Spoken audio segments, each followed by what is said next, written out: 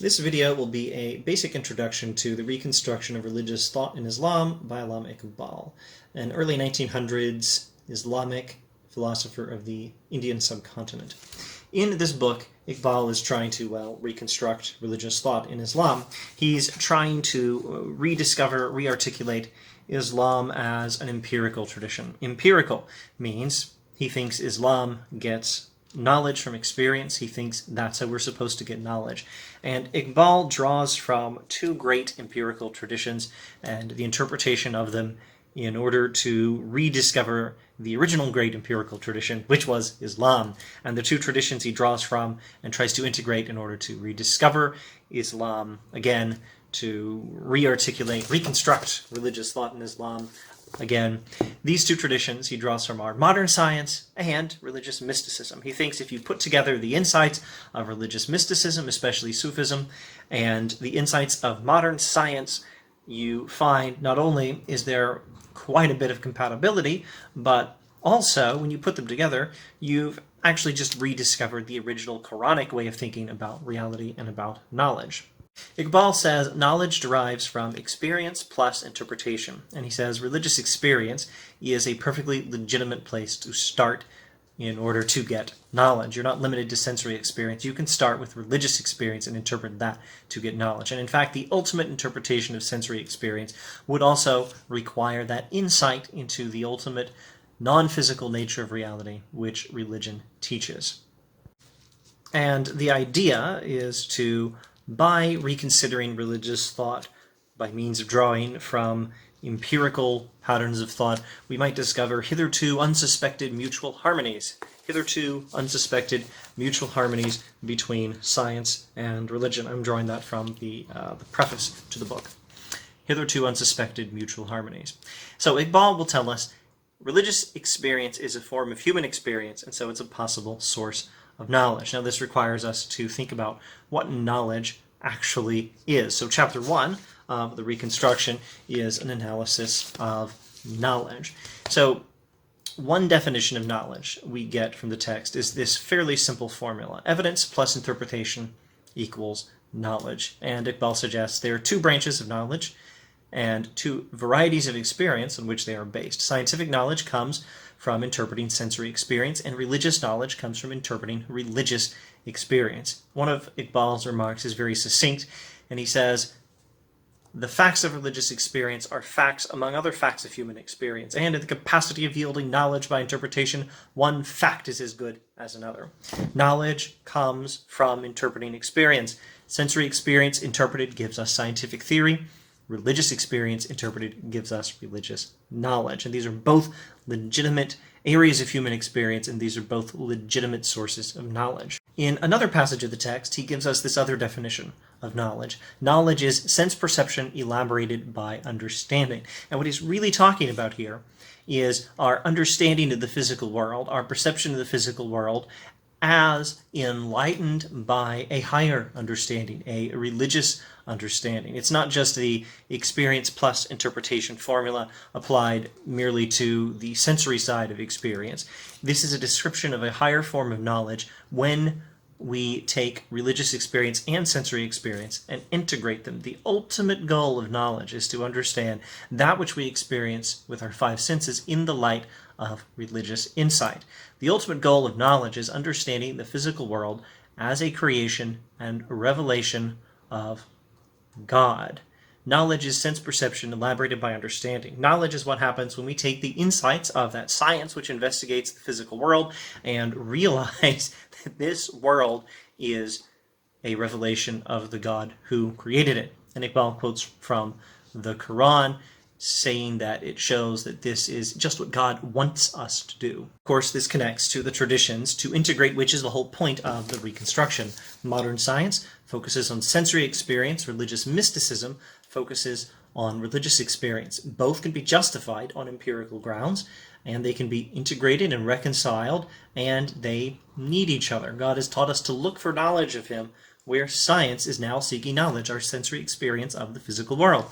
And the completion of our knowledge of the physical world, that knowledge which science is seeking, that completion of that knowledge can only be found in religious insight. Science, he says, only gives us sectional views of reality. It only looks at sections of the universe. Religion tries to understand the whole of reality. Now, with all this talk of empiricism and getting knowledge from experience, it's entirely plausible that you've thought of one very likely sort of objection that may arise to Iqbal. If you're trying to integrate religion with empiricism, if you're trying to say that religion draws from experience just as science draws from experience, then you face this challenge that religious beliefs can't be tested like scientific beliefs can be tested. That is a very serious challenge, and Iqbal accepts the challenge, and he says, religion can also be subjected to testing. Here's a line from Iqbal. Happily, we are in possession of tests which do not differ from those applicable to other forms of knowledge. These I call the intellectual test and the pragmatic test. And he is talking about religious doctrines, religious beliefs that can be tested with the intellectual test and the pragmatic test. The intellectual test is work for a philosopher. It's a consideration of human experience generally to consider whether it's consistent with the conclusions of religious experience. So we have religious experience, we interpret it, and that's where we get our religious theories, which hopefully are religious knowledge, which they are if they are a correct and proper interpretation of experience. But when we do this interpretation of experience in science, we're supposed to go out and test our interpretations and make sure they still hold up to the light of experience. And Iqbal says, you can do this with religion as well. And the first test is just to make sure that the interpretations you've derived from your experience are consistent with everything else we know. That's the intellectual test, and that is the subject of Chapter 2 of the Reconstruction. In Chapter 2, Iqbal is going to argue that modern science and philosophical interpretations of modern scientific discovery point us towards a universe which is actually consistent with that universe taught by religion, or to point us toward an understanding of the universe consistent with that understanding we get from religion. It's not a universe of mere matter. The ultimate nature of reality is spiritual and must be conceived as an ego, that is, as a mind. Now, that's the intellectual test. That's thinking through the conclusions of an interpretation of experience and making sure the conclusions fit with everything else we know. The second test is the pragmatic test. This is not the work of a philosopher as such, although a philosopher could perhaps analyze it. This is the work of a prophet and of the followers of a prophet. The pragmatic test of religious belief is to see whether a prophet's work has led to good results in the world. Iqbal says the pragmatic test judges it by its fruits. Here he will draw from William James, who says the same thing about the evaluation of religious belief. We evaluate a religious belief, as Jonathan Edwards had said, whom James is drawing from, by looking at the fruits of the religious belief. So Iqbal does this in Chapter 5, where he considers the cultural world that has sprung out of the spirit of a prophet's message. And this, he says, in the case of the history of Islam, is a good cultural world. It's a solid justification of Islamic religious experience by its fruits, according to Iqbal's analysis. Now, all of this is really just the foundation for a reconstructed Islamic philosophy, true to its religious heritage, but fit for a modern scientific world. The outworking of this is rich and multifaceted, and frankly, I'm not even going to try to do it in this video. I've given you some pointers on the foundation. Perhaps that's quite as much as I am myself able to do. Certainly quite enough for a basic video introducing the reconstruction of religious thought in Islam. I will mention that he says that his epistemological theories here, his views on how knowledge works, his theories here lead to new directions in Islamic thought. And among other things, he analyzes time, he talks about free will, and he gives us some pointers on his social and political philosophy. Those who are interested could probably find a decent copy of this book in some online bookseller, maybe some local bookstore, and if you're so inclined, you could probably find the entire text on the internet. I believe the entire text is public domain.